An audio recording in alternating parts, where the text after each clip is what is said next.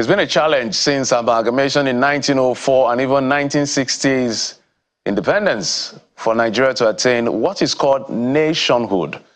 We're still divided along those fault lines of ethnic nationalities, tribalism, and even religion. And each election cycle kind of, accentuates that particular fault line. And time and again, we still go back to that table trying to find a way forward.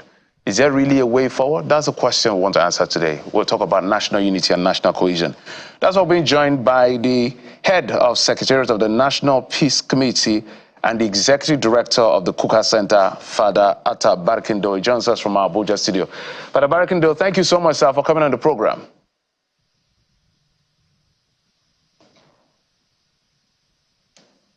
If you can hear me. Jeffrey, thank you for having me. Absolutely. We understand that in a bid to, harmonize all of the interests and the variables around those interests, the Kuka Center came to Lagos, and you know what happened in Lagos during that election. We will highlight some of them as we go on, but maybe give us a feeler of sitting there and watching all interests airing their view, what you made out of that conversation.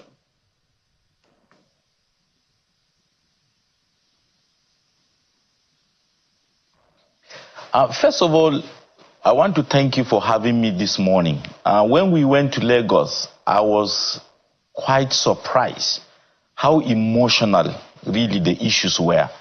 It was something like Nigeria before 1960 and the independence, and then our elders and our forefathers discussing how Nigeria will become independent. People were really very emotional. For example, defining even who is a Lagosian. One of the elders stood up and told us that very clearly in no uncertain terms, Lagos belongs to the Yoruba people and nobody should make mistake about that. And for us, we don't want to go into those sorts of contestations. I think what we are looking at is creating the platforms across this country for Nigerians to have the opportunity to begin to discuss about the kind of country we want to have now and in the future. Because I think emotions are still very high. People have really withdrawn into the wombs of their ethnic groups and their tribes. People have become more sentimental about the past, about the kind of communities they want to have. People have really had primordial attachments to their histories, to their ethnicities, and where we come from. And I think because decade after decade, we haven't given Nigerians from the local communities, even up to the urban centers, the opportunities to sit and to have conversations about some of the most difficult questions and some of the most difficult issues that Nigeria should sit and talk about. And I think one of them is the kind of country really that we want to have.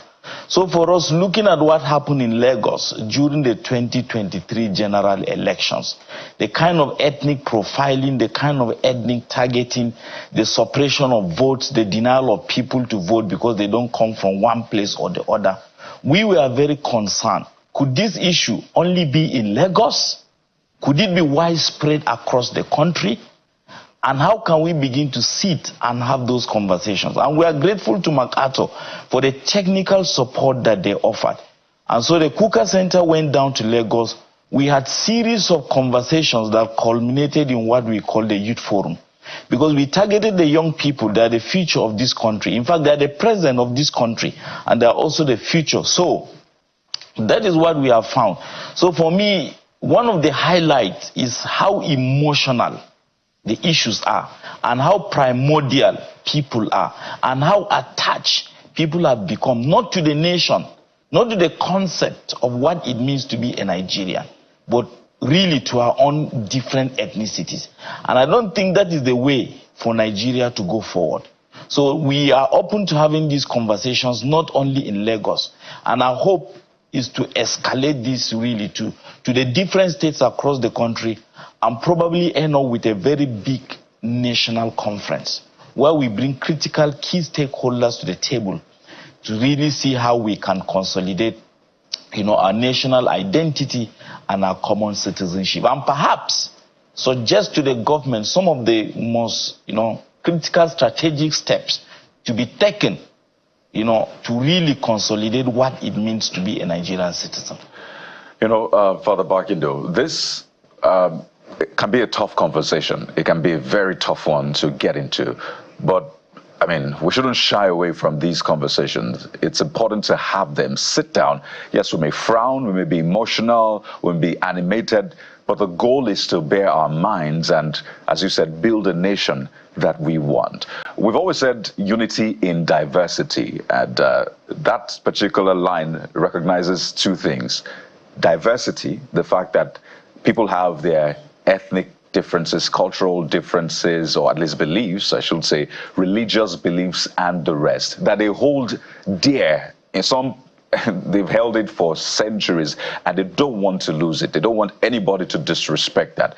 There's also the big picture, which is the unity angle, that we all need to come together for the good of our nation. So how, and I know that this is still an ongoing conversation, but from what you heard, what are some of the things you, or at least the approach you might be suggesting to having this conversation, such that we're protecting the diversity and we're also protecting the nation at the same time, if that's possible?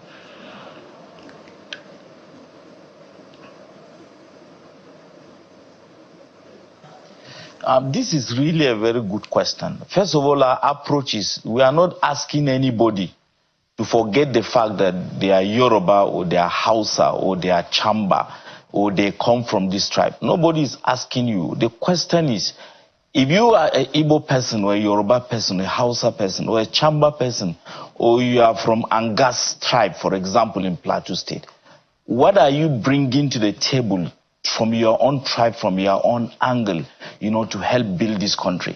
And you remember, Kayode, when we were in Lagos, you made a very beautiful analogy. And this is one of the things I took away about the Nigerian basketball team that actually faced the United States basketball team. We were losing. And the coach told them something that really changed the mentality of the girls. She told them, don't fight each other. Because you seem to be blaming each other when you're playing basketball. Don't fight each other. Your enemy is the other side. So come together and fight the enemy. So I think at the moment, the problem is that there is no response of the Nigerian government to the social economic conditions of people in a way and manner that we have expected. So what has eventually therefore happened is that people have simply withdrawn. And it is because to have access to privileges, to opportunities, to job, to move up the social ladder, what has happened is that people have to deploy their ethnic identities. And when we keep doing that, you now sacrifice competence and capacity and ability to a point that people who are competent to help us develop this country will not have the opportunity to do so. And that is why you look at European countries. What are they doing? They call it the brain drain.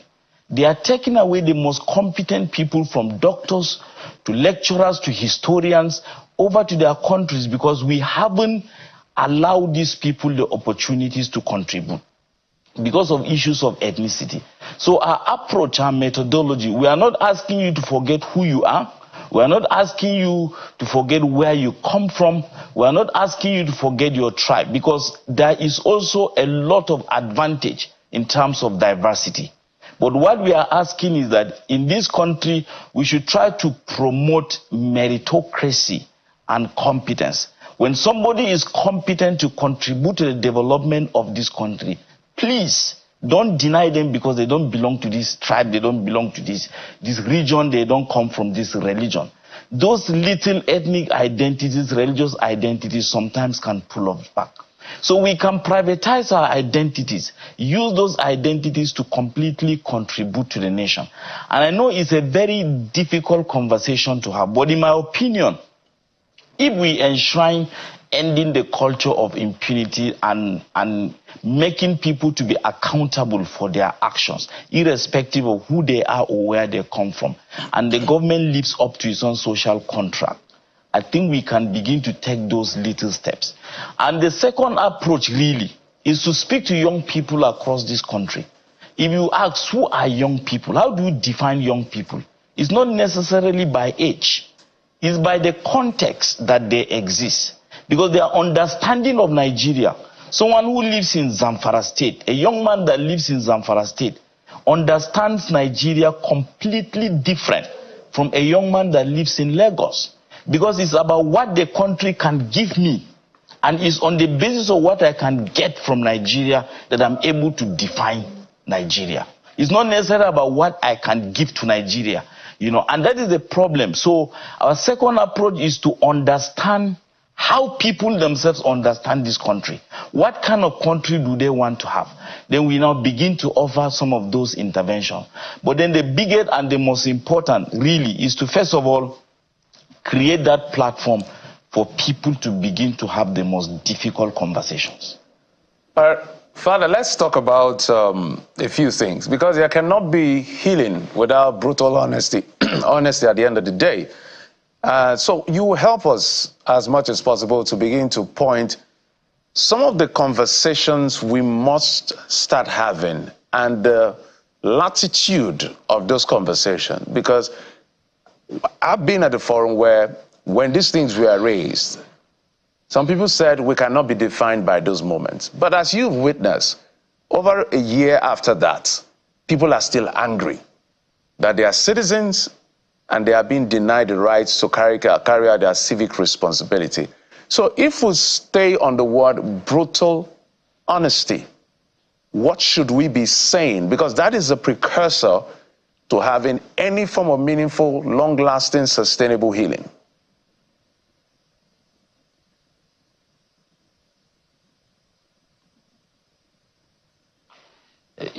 Nigeria is like different countries pretending, to be one country, to be honest. If you go to Europe, for example, there are Nigerians who are members of parliament in the UK. There are elected mayors in the US. Some of them are in the parliament, in Poland. So why can't we begin to give people the opportunity based on competence? And I understand why Bishop Kuka says that Nigerians have earned the right to be cynical. They just don't seem to trust anything. Government agencies, government institutions, everybody has simply become cynical. So to answer to your question is, for me, we must enshrine the culture of accountability. So we have had series of committees of inquiries, the Oputa panel, kinds of all sorts of policies, But at the end of the day, it's about implementation. It's about accountability. And that is what we call accumulated and unresolved issues of conflict that have happened in the past. You hear that 50 people have been killed, the country moves forward as if nothing has happened. 30 people have been killed, the country moves forward, nothing has happened. Somebody has been kidnapped, the person has been killed, we laugh, we drink beer, we joke, we move forward, we go ahead. And until we begin to take really human lives very seriously. And that's why Nigerian citizens have become a bit of cynical even about their own country. Sometimes it's shocking how we speak so negatively about our own country. And it is simply because our conditions are not being responded to by those who are in charge, by those who have the power, who have the offices, and who have the authority. And so for me, to answer your question, if we really want Nigerians to begin to take these things very, very seriously, it is important that people are held accountable for their actions. For goodness sake, I don't know how we are going to continue as a country. People are killed literally on daily basis. Every community seems to have one conflict or the other, and they don't even know where to turn to. And that's why communities have come up with their own vigilante groups, with their own independent security outfit, because they need to defend themselves. They have to be alive. So these things must be attended to by those who are constitutionally empowered to do so. And I think that is the only way to begin to attend to those some of the tiny issues that you are talking about. From the 60s and up to 2024, there are so many conflicts that have remained really unresolved. And I think that I will advise the government to take some of these things, very, very seriously. Nigerians are angry, everybody is angry. As someone will say, even armed robbers are very angry right now in the country. And I think these are the issues that we must attend to. Absolutely. And, we always say fault lines, fault lines. For me, I don't think they should be fault lines or called fault lines, because a fault line is an issue that has a tendency, a divisive issue, has a tendency to have severe consequences. But the fact that I belong to a certain ethnic group and you belong to another, should not be, it's no fault of ours to begin with. We're not faulty. We're basically just expressing who we are. And that should be flavors. So I've called them false lines. Instead of fault lines, they are false lines and should be flavors. We just talked about the Nail Fund, how Southeast, for example, say, we're not a part of it. And government says, well, no, this is what's happening. And because there's a lot of mistrust in the system, a lot of people still do not believe. But let's talk to young people, Father, because young people play a critical role in this nation right now, make up a huge chunk of the population. If something bad will happen, they'll most likely be the foot soldiers. If something good will happen, they will most definitely be the foot soldiers and even the leaders as well. So when you also see young people speak about these issues, how would you have them approach this? What kind of mentality would you have them at least have to approach this conversation, such that they don't inherit the anger, the stereotypes and all of that the previous generation had and didn't take us anywhere?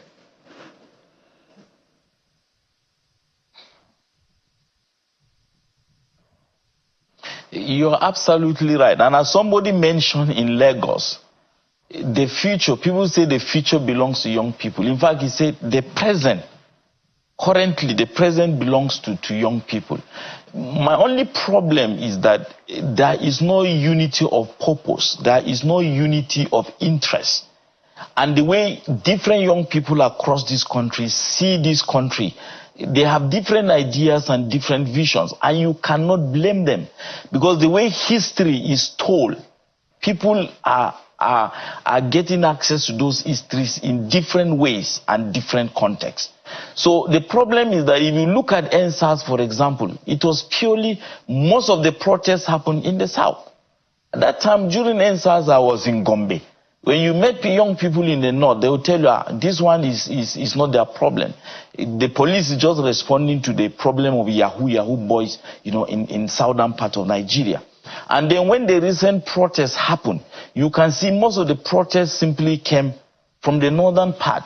There was no serious response from. So that unity of purpose, particularly among young people. So for me, one of the most important conversations Nigerian youths and Nigerian young people must have is how they collectively understand this country, how they define and design a collective strategy to respond, which may also be perhaps a very difficult thing to do. Otherwise, you will continue to have these pockets of responses amongst young people, and we are likely to have united, purpose, shared values, shared interests that will motivate and generate us developing a common strategy as young people in order to address some of the most important national issues that we have. So I don't define young people in terms of age. I define young people in terms of how they understand this country. What exactly do they want to do with, for, and about Nigeria? And if they really come together, and I think they can achieve a lot. At the moment, they are ideologically divided, religiously divided, ethnically divided, and the same division that the elders, the same division that tribes and religious groups suffer. Literally every group has its own young people that share in the same ideology. So it's how the young people can unchain themselves from some of these ethnic and religious ideologies that hold them down, and come together as a group of young people to see what they can contribute to this country. And my final point here is that at the end of the day, nobody remains young forever.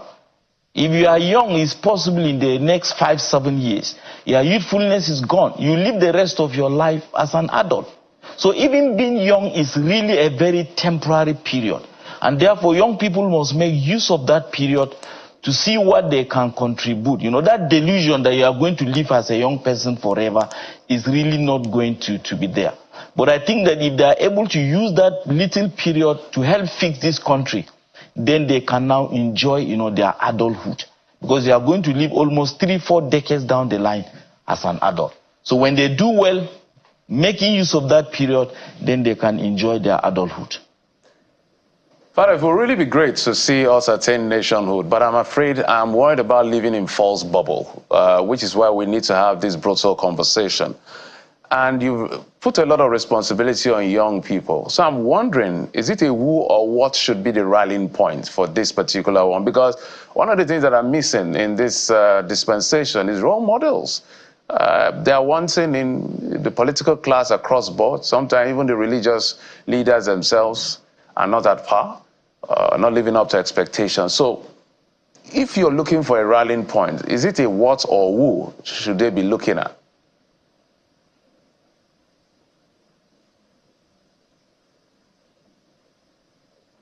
That's a difficult question for me to answer. Maybe they should look at Jesus as a Catholic priest, in the Bible, who should lead the way. Jesus was just in his 30s when he started the movement that turned out to be one of the strongest movements in terms of Christianity. So I think my suggestion is for them to look at Jesus really as the model. But to be very honest with you, it's a very difficult question for me to answer. But I think that there are good people in Nigeria. There are people who are really committed to the cause of this country. There are people who are speaking out, who want to make Nigeria look better. So young people have different, sources of inspiration they can get. They can read good books. They can watch really very good documentaries of past leaders like Nelson Mandela. And even though he has his own arguments when it comes to South Africa and how people perceive him and how people see him.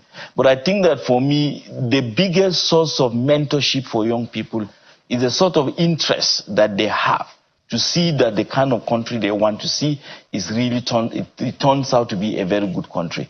Because in 10, 20 years' time, they are also going to have children. They may become parents and grandparents. And so when they think of their future, they think of the future of their own children.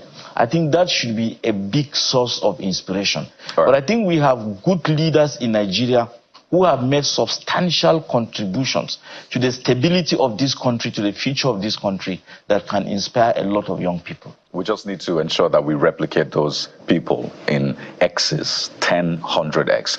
On a final note, Father, in about 30 seconds, the election's coming yet again, and of course, the tendency to cause more division, Edo, Ondo. I know the National Peace Committee does the signing of the peace accord from time to time. Are you concerned about these elections? Would we have a signing of any peace accord? I know 30 seconds might be a little time, but let's see what we can do, Father.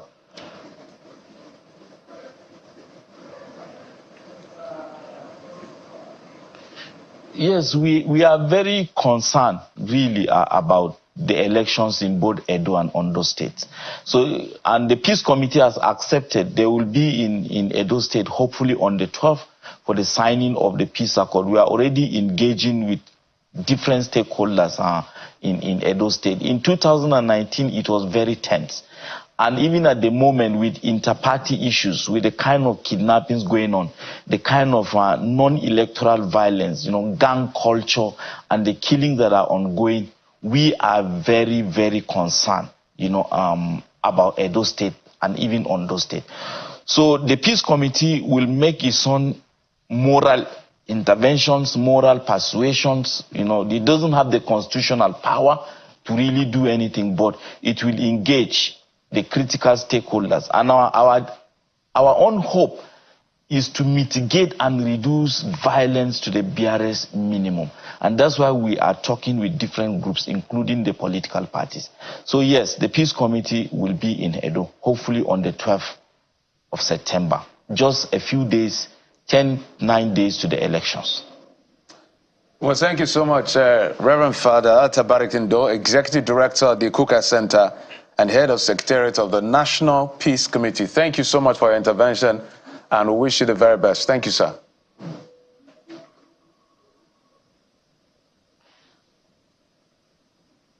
Thank you, Kayode. Thank you, Jeffrey, for having me. Thank you. Well, we'll switch gears after the break to bring you the softer side of things. Sid will be here to speak to us. You want to find out who? Stay around. All right.